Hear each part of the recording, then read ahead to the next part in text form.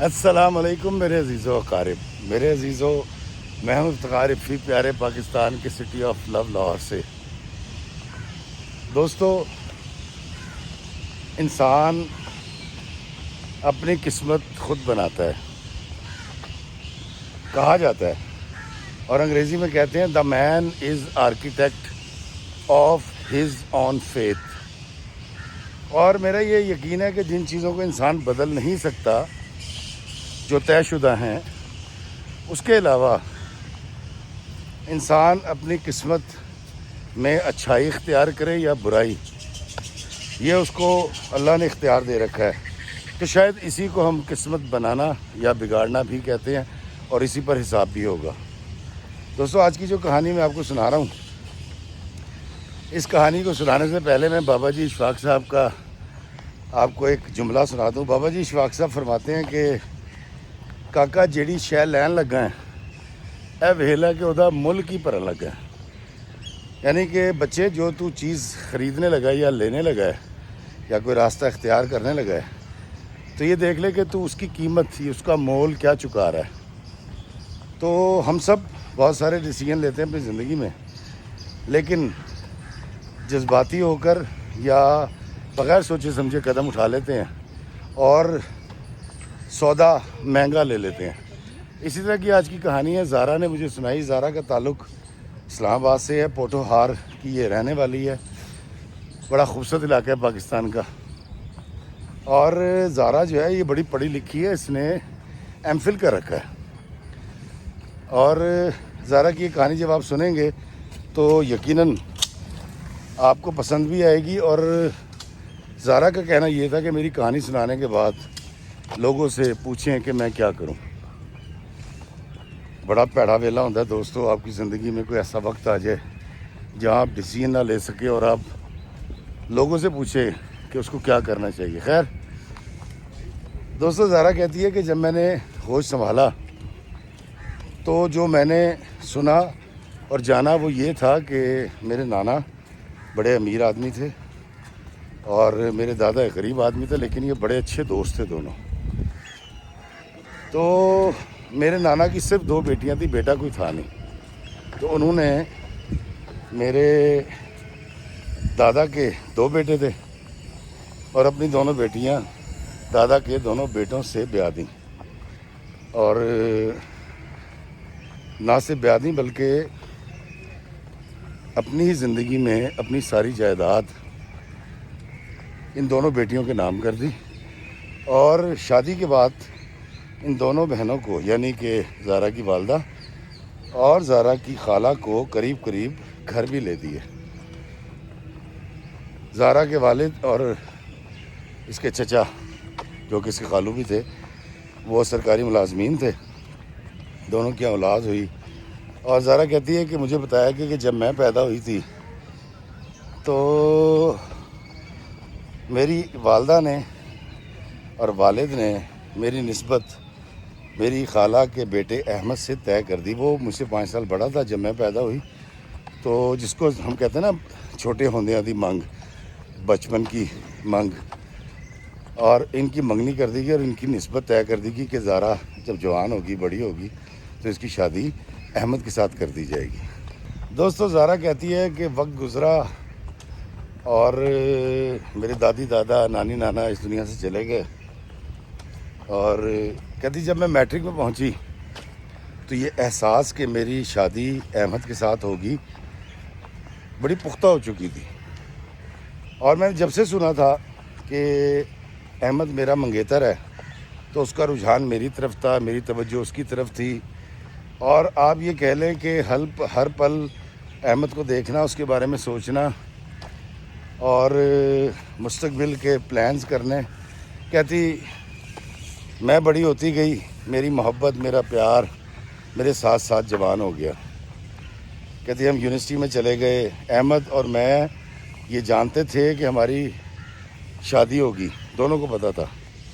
1-2 بار ہلکی سی اس پر ڈسکشن بھی ہوئی تھی، لیکن ہم نے کبھی نہ اس پہ کھل کے بات کی اور نہ ہی ہم نے کبھی کوئی حدود و قیود کو پار کرنے کی کوشش کی۔ اور پورا محلہ اس کے بعد جب ہم یونیورسٹی میں گئے تو پوری یونیورسٹی جو ہے وہ ہمارے جوڑے کو دیکھ کر بڑی خوش ہوتی تھی، اور وہ کہتے تھے کہ تم کیسے چاہنے والے ہو یا کیسے منگیتر ہو، تمہارے درمیان ہم نے کبھی کوئی ایسی چیز نہیں دیکھی، نہ کبھی جھگڑا دیکھا اور نہ کبھی تمہیں ایسے بیٹھے دیکھا کہ جس طرح دو پیار کرنے والے بڑے بیٹھے ہوئے ہوتے ہیں، بلکہ اس کی دوستی، اس کا پیار بڑی اور طرح کا تھا کہ یہ اس سے لڑ بھی لیتی تھی، احمد اس سے لڑتا تھا، اور زارا اور احمد کے درمیان ایک بہت اچھی دوستی تھی۔ مطلب زارا کی مرضی ہے، اس نے احمد کی پیمنٹ کر دی کینٹین پہ، نہیں ہے تو اس نے کہا چلو دوڑ جو خود کھاؤ، اور بڑی خوشگوار بڑی خوبصورت زندگی زارا کہتی میری گزر رہی تھی۔ کہتی افتخار بھائی میں بیان نہیں کر سکتی میں محبت اور پیار کی کن حسین وادیوں کا سفر کر رہی تھی۔ زارا نے پرشین میں ایم فل کیا، احمد جو ہے وہ اس نے پی ایچ ڈی کی، مجھے اس کا مضمون تو نہیں، اس سے پوچھا میں نے، اور احمد جو ہے اس کو جاب بھی مل گئی ٹیچنگ کی، وہ کہ پروفیسر لگ گیا، اور اب یہ محبت جوان ہو چکی تھی اور یہ شادی کی دہلیز پہ کھڑے تھے، دونوں خاندانوں کے درمیان بہترین دوستی تھی۔ اس پریم کہانی کو جو ہے وہ انجام تک پہنچنے سے کوئی روک ہی نہیں سکتا تھا، تو لیکن زندگی ہے، زندگی کے اندر ایسی ایسی بڑی تبدیلیاں آتی ہیں کہ انسان تصور نہیں کر سکتا۔ کہتی ہے ہماری جو ہے شادی کی تاریخ طے کر دی والدین نے، بڑی ہنسی خوشی، اور دونوں گھرانوں کے پاس پیسے تھے، یہ پیسے وہی تھے جو نانا ابا دے کر گئے تھے، کیونکہ کہتی ہے میرے والد اور میرے خالو جو میرے چچا بھی تھے وہ تو سرکاری ملازم تھے چھوٹے سے، لیکن نانا کا دیا بہت کچھ تھا۔ کہتی شادی کی تاریخ طے کر دی گئی، اس کے بعد سارے خاندان نے، سارے محلے نے مبارکباد دی اور بڑی دھوم دھام سے تیاریاں شروع کر دی گئی۔ کہتی ابھی شادی میں 10 دن باقی تھے، میرے والد کا یعنی دونوں بھائیوں کا آپس میں جھگڑا ہو گیا۔ اب جھگڑا کس بات پہ ہوا کہ نانا نے ایک پلاٹ دیا تھا اور انہوں نے کہا تھا کہ یہ جو پلاٹ ہے اس پر کوئی بھی ایسا نیک کام کر دینا کہ لوگ مجھے دعائیں دیں۔ تو میرے ابا جو ہے وہ چاہتے تھے کہ وہاں پر ہم ایک لنگر خانہ بنا دیں اور وہاں پر لوگوں کو کھانا کھلایا جائے اور غریب آدمی آئیں اور پیٹ بھر کے چلے جائیں۔ لیکن میرے جو چچا ہیں وہ چاہتے تھے کہ وہاں پر کوئی این جی او بنائی جائے، اس این جی او سے علاقے کے بچوں کی خدمت کی جائے اور خواتین کے لیے دستکاری کا کوئی انسٹیٹیوٹ کھول دیا جائے۔ اچھا یہ صرف پلاٹ نہیں تھا، نانا کچھ پیسے بھی مختص کر کے گئے تھے اس پروجیکٹ کے لیے۔ کہتا ہے یہ بڑی معمولی بات تھی، کوئی ایسی بات نہیں تھی، دونوں بھائیوں میں بحث ہوئی ہے۔ وہ بحث جب شروع ہوئی ہے تو کہیں ایک بھائی نے دوسرے سے کہہ دیا یار تو کتنا جاہل آدمی ہے، تو لوگوں کو کھانے کی طرف لگا رہا ہے اور مانگنے کی طرف لگا رہا ہے، دراصل بغیر محنت کے وہ آئیں گے اور کھانا کھا لیں گے۔ تو میں مچھلی نہیں دے رہا لوگوں کو، میں مچھلی پکڑنا سکھا رہا ہوں، میں دستکاری کا سکول کھولوں گا، عورتیں آئیں گی، مرد آئیں گے، ہنر سیکھیں گے اور اپنی روٹی اپنا لنگر خود پیدا کریں گے، خود کمائیں گے۔ کہتی ہے کوئی ایسی بات نہیں تھی، لیکن دونوں کے درمیان کوئی اتنے سخت تبادلہ ہوا جملوں کا، اور کہتی ہے ہماری پھپھیوں نے بھی کچھ تھوڑی سی اس میں کردار ادا کیا، کیونکہ میری جو پھپھیاں تھیں وہ بہت مطلب غریب تھیں اور ان کے گھر میں اس طرح سے سہولتیں نہیں تھیں جیسے ہمارے گھر میں تھیں۔ انہوں نے بھی دونوں طرف کردار ادا کیا، ایک پھپھی ایک طرف ہو گئی، دو پھپھیاں ایک طرف ہو گئی اور ہمارے ابا کے درمیان لڑائی ہو گئی۔ کہتے لڑائی اس قدر بڑھی کہ ایک نے دوسرے کو جاہل اور دوسرے نے تیسرے کو لبرل کہہ کے، کہتی وہ لڑائی بڑھتے بڑھتے اتنی زیادہ ہو گئی کہ جی انہوں نے شادی سے 4 دن پہلے کہا کہ یہ شادی نہیں ہوگی اور آج کے بعد ہم ایک دوسری کی شکل بھی نہیں دیکھیں گے۔ کہتی میری اماں اور خالہ پریشان ہو گئی، میں خود پریشان ہو گئی اور رشتہ توڑ دیا گیا۔ کہتی افتخار بھائی، والدین نے یہ نہیں سوچا کہ ایک بچی جب اس نے ہوش سنبھالا تھا اس کو تب سے یہ بتایا گیا تھا کہ تیری شادی احمد کے ساتھ ہوگی۔ اس نے اپنی ساری محبت، ساری توقع، ساری امیدیں، ساری وابستگی جو ہے وہ احمد سے کر رکھی تھی، اور اب شادی کی ڈیٹ ہونے کے بعد، کارڈ چھپ جانے کے بعد، کارڈ بڑھ جانے کے بعد، شادی سے 3-4 دن پہلے اگر آپ یہ کہیں اے بیاہ نہیں ہو سکتا، چودھری وہ فلم میں ہوتا ہے نا، اے بیاہ روک دیو، بیاہ نہیں ہو سکتا۔ کہتی افتخار بھائی، میرے لیے اور احمد کے لیے صرف 2 راستے تھے، ایک یہ کہ ہم زندگی کو خیر آباد کہہ دیں جس کے لیے ہم تیار تھے، اور دوسرا یہ کہ ہم بغاوت کر دیں۔ کہتی میں نے اپنی سہیلیوں سے مشورہ کیا، احمد سے بات کی، احمد نے اپنے دوستوں سے بات کی، اور ہم نے یہ طے کیا کہ ہم نے یہ شادی کرنی ہے، اور جو مرضی ہو جائے ہم یہ شادی کر کے رہیں گے۔ اور کچھ تھوڑی سی ضد یہ بھی ہو گئی کہ جو ڈیٹ تھی 11 ستمبر تھی شاید، اس نے کہا جی یہ شادی اسی ڈیٹ کو ہوگی اور ہم نے یہ شادی کرنی ہے۔ کہتی ہمیں والدین نے بٹھایا، احمد کو اس کے والدین نے بٹھایا، والد نے، میرے والد نے مجھے کہا کہ یہ جاہل لوگ ہیں، یہ اس قابل نہیں ہے، اس کا باپ بالکل ان پڑھ اور جاہل قسم کا آدمی ہے۔ اب دونوں بھائی لڑ پڑے تھے، اب دونوں بھائیوں کے منہ میں جو آ رہا تھا بچوں کو باغی کرنے کے لیے ایک دوسرے سے ان کی برین واشنگ کر رہے تھے۔ تو زارا کہتی ہے کہ افتخار بھائی میں چپ کر کے سنتی رہی، لیکن میں نے اپنا ارادہ ظاہر نہیں کیا کہ میں کیا سوچ چکی ہوں۔ کہتی جس دن ہماری مہندی تھی، مطلب 10 کی رات کو ہماری مہندی تھی، کہتی اس دن میں نے اور احمد نے پروگرام بنایا، میں نے کچھ پیسے لیے، احمد نے کچھ پیسے لیے، ہم نے کپڑے رکھے، اور کہتی جی ہم وہاں سے اسلام آباد سے نکلے ہیں اور ہم سیدھے کراچی آ گئے۔ کہتی کراچی میں ہماری یونیورسٹی کے ایک ٹیچر تھے جو بڑے اچھے آدمی تھے، اور ان کی شہرت یہ تھی کہ ان کو یونیورسٹی سے اس لیے نکالا گیا تھا کہ انہوں نے ان پر پہلے 2 دفعہ الزام لگا کہ انہوں نے ایک محبت کرنے والے جوڑے کی شادی کرائی ہے، پھر اس کے بعد دوسرا الزام، پھر جب تیسرا الزام لگا تو یونیورسٹی نے ان کو یونیورسٹی سے نکال دیا، وہ کراچی چلے گئے تھے، بڑے اچھے ٹیچر تھے۔ تو کہتے جی ہم سیدھے ان کے پاس گئے اور ہم نے ان سے پہلے بات کر لی تھی، اور ہم نے ان سے جا کے مدد مانگی کہ ہم شادی کرنا چاہتے ہیں۔ تو کہتی جی کہ 11 تاریخ کو شام کو 3-3:30 بجے کہتی ہم پہنچے ہیں، اور اسی شام کو میرا نکاح ہو گیا احمد کے ساتھ، بڑی سادگی کے ساتھ، جس کو ہم کورٹ میرج کہتے ہیں، اور سرٹیفکیٹ لے لیا گیا، اور ہم دونوں نے اپنی سمیں پھینک دی تھیں، فون بند تھے، ہم نے وہاں سے اور سمیں لے کر ڈال دی تھیں۔ ہمیں نہیں پتہ تھا کہ پیچھے کیا کوہرام مچا، کس نے کیا کیا، کیا کیا معاملات ہوئے۔ کہتی افتخار بھائی، میرے والد نے اغوا کا پرچہ کرا دیا احمد کے خلاف، اور احمد کے والد کو پولیس اٹھا کر لے گئی۔ دوستوں میں یہ پہلے ہی بتا چکا ہوں کہ جب بھی کوئی لڑکی لڑکا لو میرج کرتے ہیں، جس کو عرف عام میں گھر سے بھاگ جانا ہم کہتے ہیں، تو مرضی کی شادی کرنے والوں پر یا مرضی کی شادی کرنے والے لڑکے پر ہمیشہ اغوا کا پرچہ کروایا جاتا ہے، اور پولیس کرتی ہے کہ باپ کو اٹھا کر لے جاتی ہے، تو اس کے چچا کو اٹھا کر لے گئی پولیس۔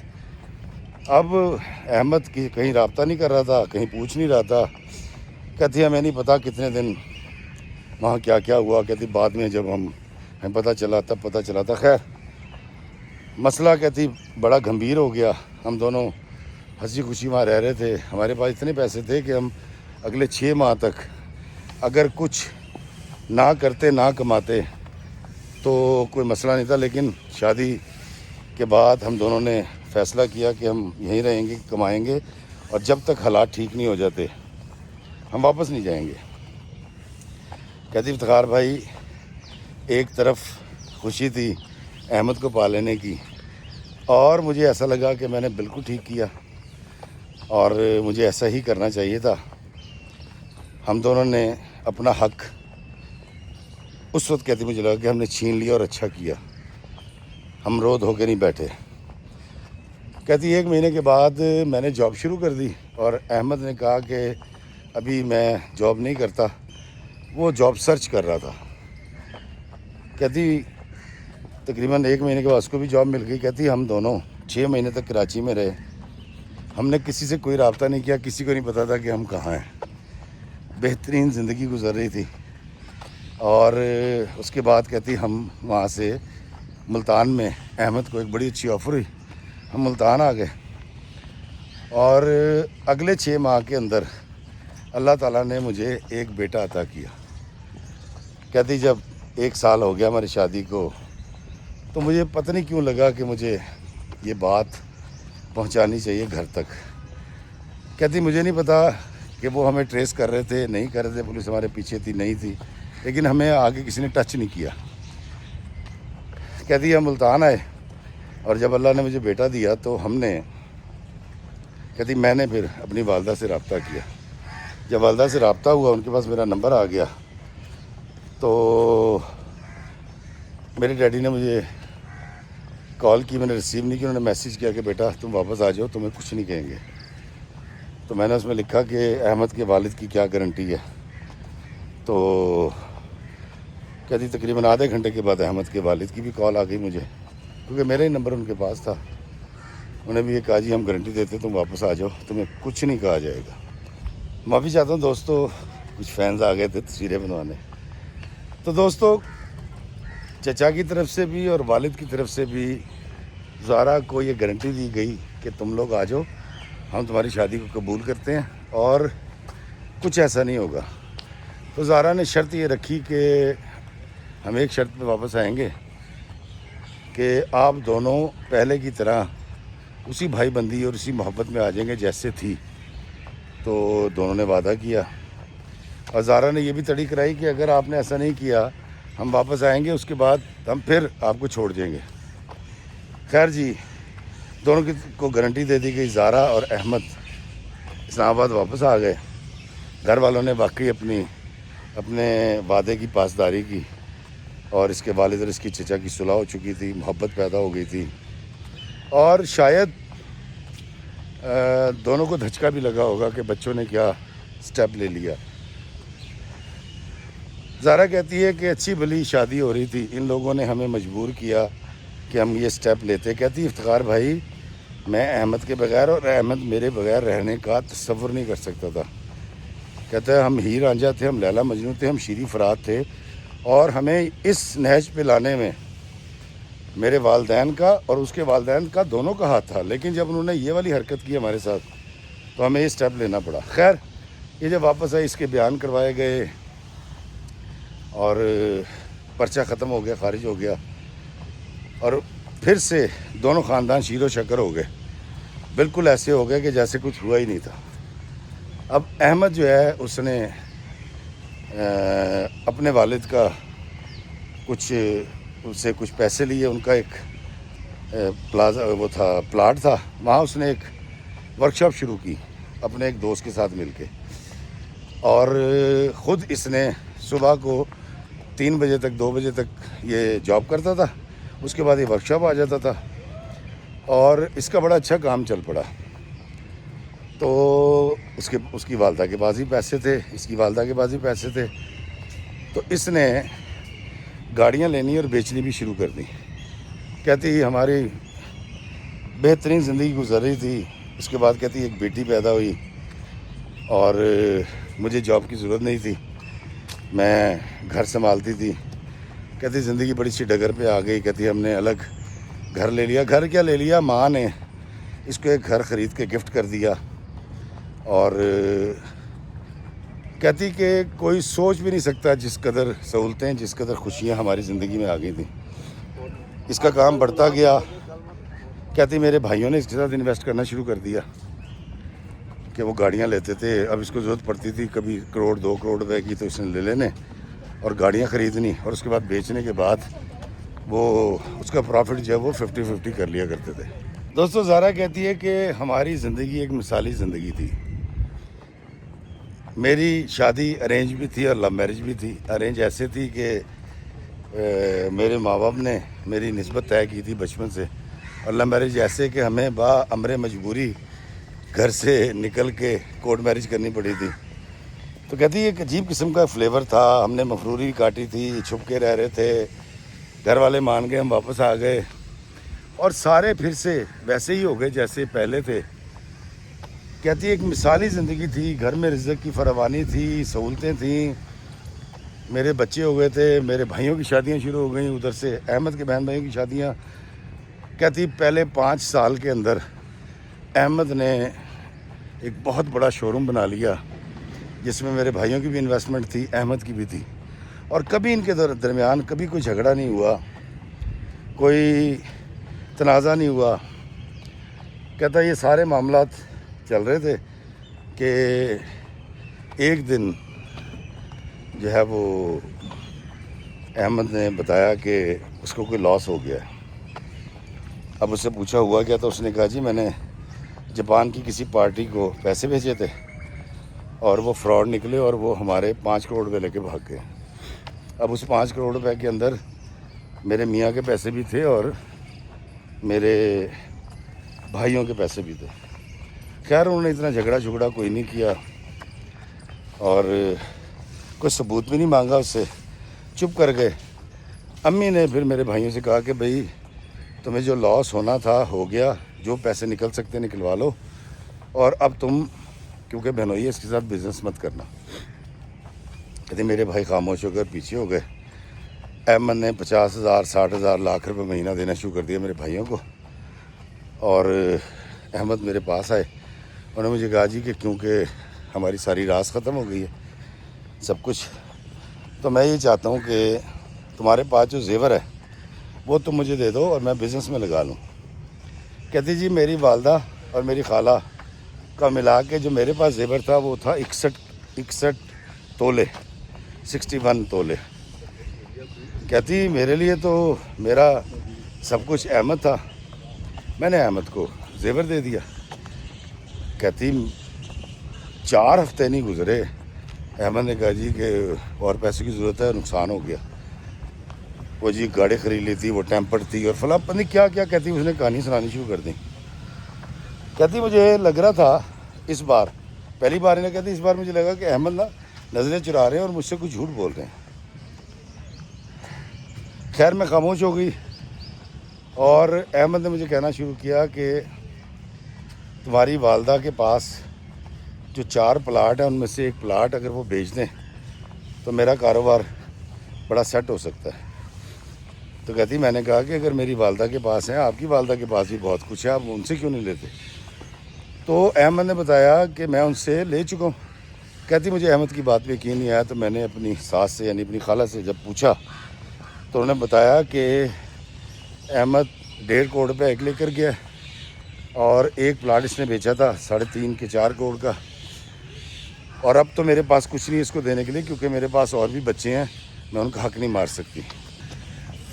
زارا کہتی افتخار بھائی احمد جو ہے وہ اس قدر پریشان رہنے لگا، سائے رات جاگتا تھا، اس نے سموکنگ شروع کر دی تھی، وہ بس زبانی کرنے لگا تھا، بیٹھے بیٹھے ہائپر ہو جاتا تھا۔ کہتی کبھی اس نے زندگی میں اونچی آواز میں بات نہیں کی، وہ مجھے ڈانٹنے لگا تھا، مجھ پہ شاؤٹ کرنے لگا تھا۔ کہتی اس کے بعد اس نے بچوں کے ساتھ بہت برا رویہ اختیار کرنا شروع کر دیا۔ تو میرے بھائیوں کا اور میرا یہ خیال ہوا کہ چیک کیا جائے کہ اس نے کیونکہ سموکنگ شروع کی ہے تو کوئی نشہ تو نہیں کر رہا ہے۔ کہتی ہم نے بڑے طریقے سلیقے سے، میں نے بھی اور میرے بھائیوں نے جب کریدنا شروع کیا کہ مسئلہ کیا ہے اس کے ساتھ، یہ کیوں اتنا ہائپر ہو رہا ہے، تو پتہ یہ چلا کہ موصوف آن لائن کسی ایپ کے اوپر جوا کھیلتے ہیں، اور اس سے پہلے جتنا بزنس تباہ ہوا ہے، سب کاروبار جو تباہ ہوا ہے، جو زیور بکا ہے، وہ سارے کے سارے پیسے جو ہیں انہوں نے آن لائن جوئے کی ایپ میں ہار دیے ہیں۔ دوستو جوئے کے بارے میں آپ کو بتا دوں کہ جوئے کے بارے میں یہ مقولہ بڑا عام ہے کہ جوا کسی کا نہ ہوا. اور جواری کرتا یہ ہے کہ جب پیسے ہارتا ہے نا تو اس کو پہلے وہ کور کرنے کی کوشش کرتا ہے کہ میں جو ہارا ہوں وہ پیسے کور کروں. اب اس کے پاس پیسے تو ہوتے نہیں ہیں تو اس پیسے کو دوبارہ کور کرنے کے لیے اس کو اور پیسوں کی ضرورت ہوتی ہے. اب وہ جھوٹ سچ بول کے اپنی چیزیں بیچ کے وہ یہ سب کچھ کرتا ہے. اور کئی بار ایسا ہوتا ہے کہ اس کے پیسے پورے ہو جاتے ہیں, اس کا نقصان پورا ہو جاتا ہے, لیکن پھر اس کے اندر لالچ آ جاتی ہے کہ میں اور پیسے بناؤں. وہ دراصل جواری جوا اس لیے کھیلتا ہے کہ اس کو بغیر محنت کیے بہت سارے پیسے چاہیے ہوتے ہیں. کئیوں کے فلوک لگتے بھی ہیں, لیکن جواری اگر آج جیت کے جائے گا تو کل پھر آئے گا جیتنے کے چکر میں اور پچھلے سارے ہار جائے گا. پھر اگلے 10 دن تک پچھلے پیسوں کو جیتنے کی کوشش کرے گا. جب وہ پیسے اس کا نقصان کور ہو جائے گا تو پھر اس میں لالچ آ جاتا ہے, پھر وہ اور کمانے کے چکر میں پڑ جاتا ہے. تو اس لیے کہتے ہیں کہ جوا کسی کا نہ ہوا. یہ جو ٹک ٹک کی آواز آ رہی ہے نا, یہ دیکھیں یہ ہمارے مالی بھائی ہیں باغبان, یہ یہاں دیکھیں کٹائی کر رہے ہیں. یہ پودے پڑے اضافی کاٹ چھانٹ ہو رہی ہے جی, یہ بڑی ضروری ہوتی ہے.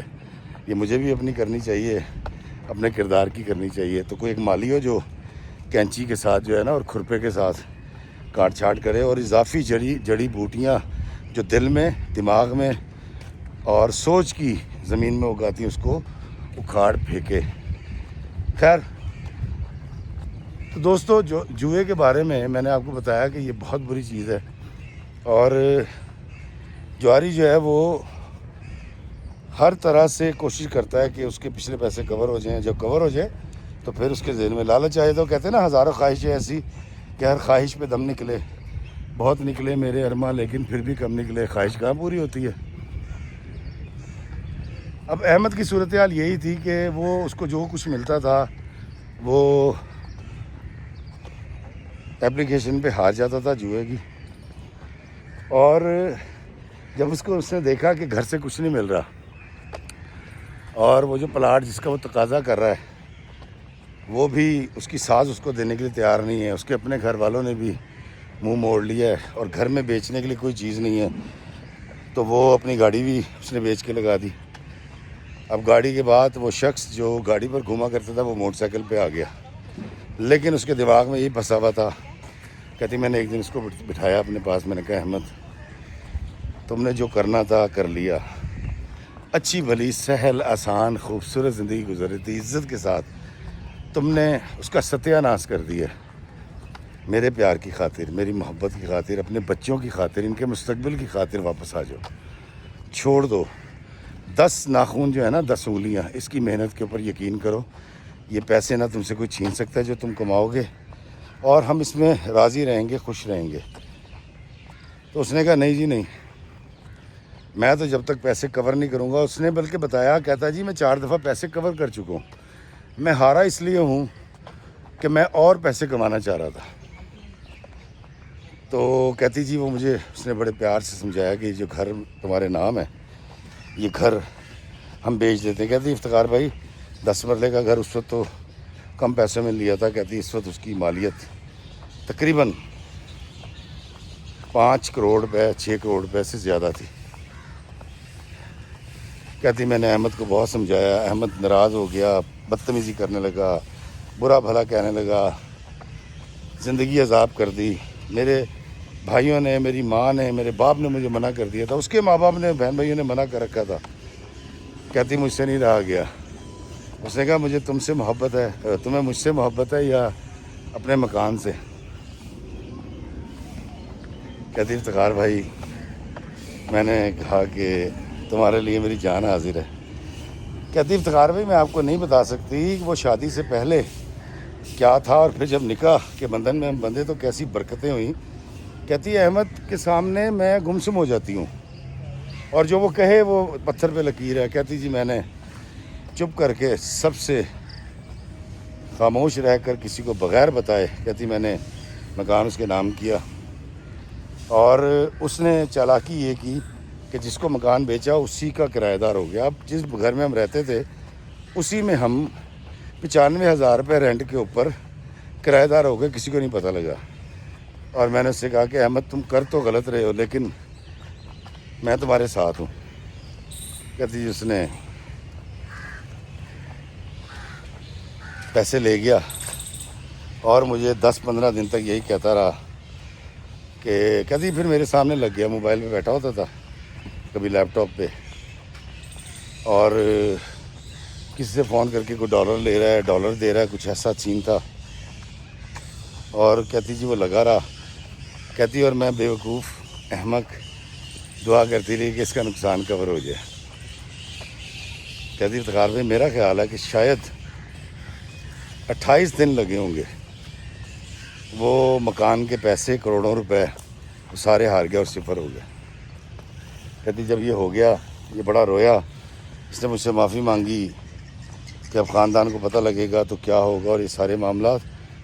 تو میں نے کہا کچھ نہیں ہوتا, میں اب جاب شروع کرتی ہوں اور جب کوئی پوچھے گا تو میں کہوں گی کہ میں گھر میں بور ہو جاتی ہوں. تو کہتی کہ میں اتنے تو کما لوں گی کہ میں گھر کا کرایہ دے سکوں, تم کچھ اتنا کر لیا کرنا کہ گھر کا خرچہ وغیرہ چل جائے. تو کہتی جی میں باہر نکلی اور میں نے جاب شروع کر دی. کہتی بڑی اچھی مجھے جاب مل گئی اور کرائے سے کچھ کم پیسوں میں مجھے جاب ملی تھی. لیکن انہوں نے کہا جی پروبیشن پیریڈ جب ختم ہوگا 6 مہینے کے بعد تو ہم آپ کی تنخواہ جو ہے نا وہ 1,00,000 روپے کر دیں گے. کہتی اب خاندان میں سب سوال کر رہے تھے, امی پوچھ رہی بھی تجھے کیا ضرورت ہے, کیونکہ جب میں جا رہی ہوں تو دونوں بچے امی کی طرف چھوڑ کے جاتی ہوں, وہ اسکول سے جب آتے ہیں تو ابا لے آتے ہیں ان کو. کہتی اب سارا خاندان نوٹ کر رہا تھا ان کے درمیان کیا چل رہا ہے. کہتی میں دن بہ دن دیکھ رہی ہوں احمد اور زیادہ پریشان ہو رہا ہے. میں احمد سے یہ کہہ رہی تھی کہ احمد جو کچھ تم نے برباد کیا وہ تمہارا تھا, میرا تھا, تمہارے بھائیوں کا تھا, ختم ہو گیا, میرے بھائیوں کا تھا, اب تم پریشان کیوں. تو احمد نے مجھے بتایا نہیں, لیکن میں یہ دیکھ رہی تھی کہ احمد پھر ہر وقت موبائل میں لگا ہوا تھا اور کچھ کرتا رہتا تھا. کہتی 2.5-3 مہینے گزرے. 2.5-3 مہینے کے بعد مجھے پتہ یہ چلا, اس وقت جب لوگ آئے انہوں نے میرے بھائیوں سے ملاقات کی اور میرے بھائیوں نے آ کے مجھے بتایا کہ جی اس نے کسی سے 6 لاکھ, کسی سے 8 لاکھ, کسی سے 20 لاکھ, کسی سے 40 لاکھ, کسی سے 3 لاکھ, کسی سے 25,000, مطلب اس کو جو پیسے ملے نا کسی کے وہ پیسے اس نے اٹھا لیے ادھار, اور یہ کہہ کے کہ میں تمہارے پیسے ایک ایسے کاروبار میں لگا رہا ہوں جو پیسے ڈبل کر دیتا ہے. کہتی میرے بھائیوں نے مجھے آ کے بتایا کہ تقریباً 7-7.5 کروڑ روپے جن لوگوں کا اس نے دینا ہے ادھار جو اس نے لیا ہے بزنس کے نام پہ. کہتے یہ تو ہم نے ٹریس کر لیا, پتہ نہیں اور کتنے ہیں یہ نہیں پتہ. کہتی میں اب سن رہی تھی اتنی دیر میں احمد آ گئے. میرے بھائی خاموشی سے ہاتھ ملا کے چلے گئے, انہوں نے احمد سے کوئی بات نہیں کی کیونکہ وہ کسی قسم کا تصادم نہیں چاہ رہے تھے. کہتی میں نے احمد سے کہا کہ احمد تم نے یہ کیا کیا ہے, تم نے لوگوں سے جھوٹ بول کے ادھار اٹھا لیا اور یہ کہہ کے کہ میں تمہیں بہت زیادہ پروفٹ دوں گا, ڈبل کر دوں گا, بہانے کر کے. تو اس نے کہا کہ ہاں میں نے یہ کیا ہے, اور تمہیں یہ کیسے پتہ چلا. میں نے کہا بھی بھائی آئے تھے, وہ جی اس نے میرے بھائیوں کو فون کر کے ان کو برا بھلا کہنا شروع کر دیا, تم میرا گھر خراب کر رہے ہو, تم میرا گھر توڑ رہے ہو, تم بھائی نہیں ہو جلاد ہو. اور احمد نے بجائے اس کے کہ وہ اعتراف کرتا کہ وہ غلط کر رہا ہے, ہی از ٹیکنگ رانگ, اس نے میرے بھائیوں کے ساتھ پھٹا شروع کر دیا اور بڑی بدتمیزی کی اور جھگڑا کر لیا اس نے ان کے ساتھ, اور ان سے کہا کہ خبردار آج کے بعد ہمارے گھر میں مت آنا. کہتی افتخار بھائی اب اس کا رویہ بھی بدل گیا, وہ کٹیس بھی کرتا ہے, میری مغلظات بھی بکتا ہے, اور مجھے یہ کہتا ہے کہ ہماری امی کی ایک بہت بڑی ایک زمین ہے جو کہ زرعی زمین ہے, اور کہتی کہ مجھے امید ہے کہ وہ اتنی زیادہ زمین ہے اور کچھ کمرشل پراپرٹیز ہیں جس کا کرایہ وغیرہ آتا ہے. تو اب وہ مجھے کہہ رہا ہے کہ تم اپنی ماں سے کہو کہ تمہارے ابا اور تمہاری اماں کی جو جائیداد ہے اس کا بٹوارا کریں. اور اس بٹوارے سے جو پیسے ملیں گے میں تم سے وعدہ کرتا ہوں کہ میں لوگوں کے پیسے اتار دوں گا، اور پیسے اتارنے کے بعد میں کوئی کاروبار کروں گا اور یہ کام نہیں کروں گا۔ اور یہ ساری کہانی سنانے کے بعد روتے ہوئے زارا نے مجھ سے کہا کہ افتخار بھائی اپنے دیکھنے والوں سے پوچھیں کہ کیا میرا شوہر سچ بول رہا ہے، کیا وہ واقعی سدھر جائے گا یا نہیں سدھرے گا۔ تو دوستو، جوئے کی یہ کہانی میں نے آپ کو سنائی ہے، اور میں آپ کو بتاتا ہوں کہ میں نے زارا کو کیا بتایا۔ دوستو، میں نے زارا سے کہا کہ بیٹا خبردار اس کو 1 روپیہ نہیں دینا، وہ تمہیں کچھ بھی کہے کچھ بھی کرے۔ اس نے کہا جی مجھے اگر یہ طلاق دے دے، میں کہا بیٹا ایسے شوہر کے ساتھ تو رہنے کا فائدہ ہی کوئی نہیں جس نے تمہاری زندگی اتنی اجیرن اور اتنی عذاب کر دی ہے۔ تو اگر تم سمجھتی اس کے ساتھ رہنا ہے تو پھر تم نے کچھ دینا نہیں ہے اسے۔ تو کہتی وہ کیا کرے؟ میں نے کہا اگر اس نے اپنی گردن چھڑانی ہے تو جن جن کے پیسے دینے ہیں ان سے کہہ جی میرے پرچہ دے لیں۔ جب وہ پرچہ دیں گے عدالت میں چلا جائے، وکیل کر لے، کچھ مہینے اندر رہے گا، اور یہ اعتراف کر لے جی میں 20-25 ہزار یا 30 ہزار 50 ہزار جو دے سکتا ہوں، مجھے تو اس کا کوئی حل نظر نہیں آتا کہ وہ کیا کرے محاسبہ اس کے کہ کیونکہ پیسے تو ہے نہیں، تمہاری اماں نے ابا نے اپنی جائیداد بیچنی نہیں ہے، نہ میں مشورہ دوں گا، طلاق تم اس سے لینا نہیں چاہتی اور تم نے اس کے ساتھ رہنا بھی ہے، تو اس کو کہو کہ وہ اپنے قرض خواہوں سے یا تو ڈیل کرے اور کچھ ایسا کام کرے کہ جس سے وہ لاکھ روپے 50 ہزار روپے سب کے تھوڑے تھوڑے کر کے اتارے، کیونکہ جب قرض خواہ کو پیسے ملنے شروع ہو جائے نا تو پھر وہ صبر کر لیتے ہیں، لیکن جب آپ اس کو جھنڈی کرا دیں گے تو پھر تو وہ تڑپے گا اور تکلیف میں جائے گا۔ تو میں نے کہا مجھے تو یہ لگتا ہے کہ وہ قرض خواہ جو اس پہ پرچہ دینا چاہتے ہیں ان کو پرچہ دینے دے اور عدالت کو جا کے بتائے کہ میرے پاس پیسے نہیں ہیں۔ تو پھر ڈر گئی، اس نے کہا وہ پھر ثابت کریں گے کہ جی یہ جوا کھیلتا آن لائن، وہ پھنس نہ جائے۔ میں کہا ہاں یہ تو ہے کہ لوگ پھر یہ بھی کر لیتے ہیں، کھوئے نکال کے لے آتے ہیں۔ تو کہتی میں اپنے والدین سے پھر تقاضا کروں اپنے حصے کا جو کہ کروڑوں روپے بنتا ہے۔ میں نے کہا بیٹا ایک نشئی اور ایک جواری یہ ساری زندگی باز نہیں آتے۔ نشئی کے تو خیر اس سے زیادہ برا حال ہوتا ہے جو نشہ کرتا ہے، لیکن ایک جواری پر یقین کرنا،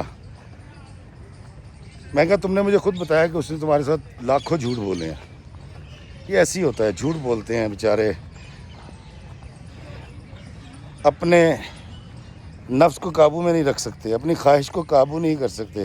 وہ آج اپنے نفس کو قابو کر لے، صدقے دل سے اللہ سے معافی مانگ لے، اللہ تعالیٰ اس کا قرض اتارنے کا راستہ بھی بنا دے گا اور زندگی خوشحال بھی ہو جائے گی اور تمہارے گھر میں رزق بھی آنا شروع ہو جائے گا۔ لیکن میں نے اپنی پوری زندگی میں کسی جواری کو جوا چھوڑتے، کسی نشے کو نشہ چھوڑتے آج تک نہیں دیکھا۔ تو بیٹا فیصلہ وہ کوئی بھی کرے، تمہارے ساتھ رہے یا نہ رہے، تم اپنی اماں سے ابا سے اپنے حصے کے پیسے لے کر اس کو ہرگز مت دینا۔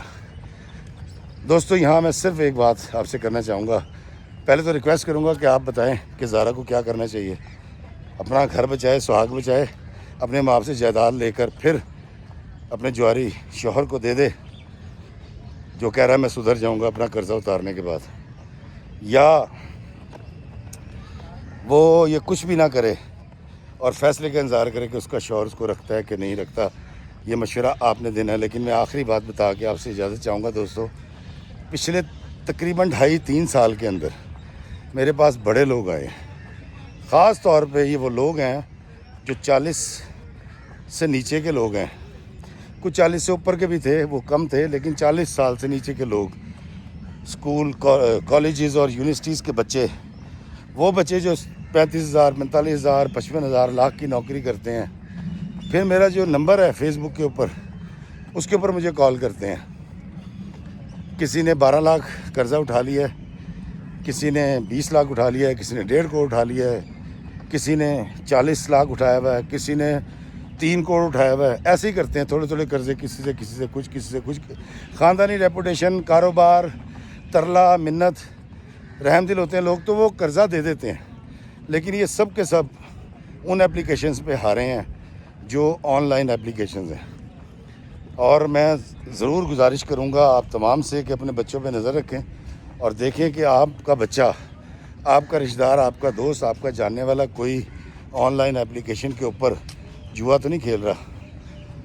دوستو، ہم نے اپنے زمانے میں جوا دیکھا تھا، وہ جو تاش کے اوپر ہوتا ہے، اور اس میں ہم نے لوگوں کو ہارتے جیتتے دیکھا. لیکن وہاں بھی ہم نے یہی دیکھا کہ وہ جو 10 دن جیتا تھا وہ پھر ایک دن میں سب کچھ ہار جایا کرتا تھا. میں نے گاڑیاں اور موٹر سائیکل میں پتہ نہیں کیا کیا زمینیں ہارتے دیکھا لوگوں کو. لاہوریاں نا ہر طرح کے بندے بین کھلونے گا سی. لیکن یہ جو آن لائن جوا ہے، میں ان سے پوچھنا چاہوں گا جو اللہ کے بندے سن رہے ہیں اور راتوں رات امیر ہونا چاہتے ہیں، ان سے بندہ پوچھے کہ اللہ کے بندوں، تمہاری ساری کی ساری، سامنے تو بندہ ہے ہی نہیں، وہ تو مشین ہے یا وہ برین ہے جو انہوں نے ڈیولپ کر رکھا ہے اپلیکیشن کی شکل میں. اس کو اندازہ نہیں ہے کہ اس نے کتنا دینا ہے اور اس کے بعد آپ نے کتنا بڑھا کے لگانا ہے اور اس کے بعد آپ نے کیسے اس نے سارے پیسے آپ سے واپس لے لینے. تو خدا کا خوف کریں یار. وہ پیسہ جو آپ جوئے میں لگاتے ہیں وہ محنت کریں، کاروبار کریں، اللہ تعالیٰ اس کے اندر دن دوگنی رات چوگنی ترقی کر دے گا. لیکن اگر آپ کو اپنی محنت پہ، اپنے 2 ہاتھوں پہ اور اس کی 10 انگلیوں پہ یقین نہیں ہے تو آپ کی کوئی مدد نہیں کر سکتا. پھر آپ آتے ہیں میرے پاس، مجھے کہانی سناتے ہیں، پھر کوئی زندگی کے اختتام کی بھی آپ بات کرتے ہیں. تو خدا را اپنے آپ کو اذیت میں مت ڈالیں، اس رزق پہ راضی رہیں جو اللہ آپ کو دیتا ہے. اور بہت سارا پیسہ اگر آپ کما بھی لیں گے تو کون سا تیر چلا لیں گے؟ جن کے پاس بہت سارے پیسے ہیں کیا وہ بہت پرسکون رہتے ہیں؟ پرسکون صرف وہ رہے گا جو اللہ کی رضا پہ راضی رہے گا، اس کا شکریہ ادا کرے گا، صاحب حال ہوگا، جو اپنے حال میں مست رہے گا اور یقین رکھے گا اپنی محنت کے اوپر. جیسے میں نے ساری زندگی کم میں گزارا، فاقوں میں گزارا، فاقہ کشی کی، اور آج اللہ نے اتنی آسودگی دے رکھی ہے کہ مجھے مانگنا نہیں پڑتا، اور یہی اللہ تعالیٰ کی کرم نوازی ہے. دوستو، ذہنی سکون، آسودگی صرف آپ کو محبت میں ملے گی، پازیٹیوٹی میں ملے گی، مثبت راستے پہ چلنے سے ملے گی. جوا کھیلنے سے کبھی بھی کوئی نہ میں نے بنتے دیکھا ہے اور نہ آپ دیکھ سکیں گے. خدا را ان اپلیکیشنز کے اوپر، وہ جو بزنس والی بھی ہیں، وہ اس کے بیک اینڈ کے اوپر یہی ہوتا ہے، پیسے کمانا ہوتا ہے نا اپنے بغیر محنت کے. یہ مت کریں اور کوشش کریں کہ اپنے ہاتھوں سے کمائیں، جو کچھ کمائیں، اور خوش رہیں. زارا کو مشورہ ضرور دیجیے گا، زارا آپ کے مشورے کا انتظار کر رہی ہے. زارا بیٹا، بہت ساری دعائیں آپ کے لیے اور ان تمام بیٹیوں کے لیے جن کے بھائی، جن کے شوہر، اور ان بہنوں کے لیے جن کے بیٹے اس موذی لعنت میں جوئے کی انوالو ہو چکے ہیں. اللہ تعالیٰ ان کو صراط مستقیم عطا فرمائے. اللہ میں آسانی عطا فرمائے، آسانی تقسیم کرنے کا شرف عطا فرمائے. آمین. السلام علیکم ورحمۃ اللہ وبرکاتہ.